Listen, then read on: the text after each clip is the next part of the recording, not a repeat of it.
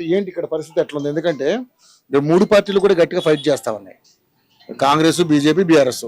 ఎలా ఉంది సిచ్యువేషన్? ఎందుకంటే ఇక్కడ మరి ఈసారి గతంలో బీఆర్ఎస్ కి పట్టం కట్టారు, ఈసారి ఎవరికి పట్టం కట్టే అవకాశం? ఈసారి బీఆర్ఎస్ బీఆర్ఎస్ పక్క. దేనికి కారణం? ఆయన మా చేసిన అభివృద్ధి చేసిండు కదా ఇక్కడ ఇక్కడ చాలా అభివృద్ధి చేసి అందరితో ఫ్రీగా ఉంటుండే. ఎవరు? మాగడు గోపి. ఏ ప్రాబ్లం అన్నా సాల్వ్ చేసిన అతను. సమస్యలు తీర్చేవాడు ఇక్కడ, రోడ్లు కానీ డ్రైనేజీ చేసి చేసింది కాబట్టి ఆయనకి మేము అందరం కూడా అంత ఆయనకే సపోర్ట్ ఇచ్చారు. 3 సార్లు గెలిపించారు ఆయన. ఈసారి భార్య నిలబడుతుంది కాబట్టి వాళ్ళ ఆవిడ సుల్త గారు నిలబడ్డారు.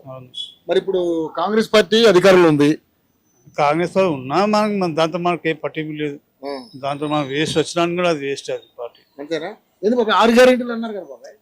6 గ్యారెంటీ 7 ఏమవుతుంది అమలు అవుతుంది. ఏమన్నా ఒక్కటి కూడా అమలు లేదు ఇప్పటి వరకు. ఖాళీ మాట వరుసకే చెప్తున్నాం, ఇన్ని గ్యారెంటీ అన్ని గ్యారెంటీ చెప్తారు అంతే. వేరే మాట ఏమి ఆమె మాటకే ఉన్నాయి కానీ ఏది ఒకటి నిలబెట్టలే.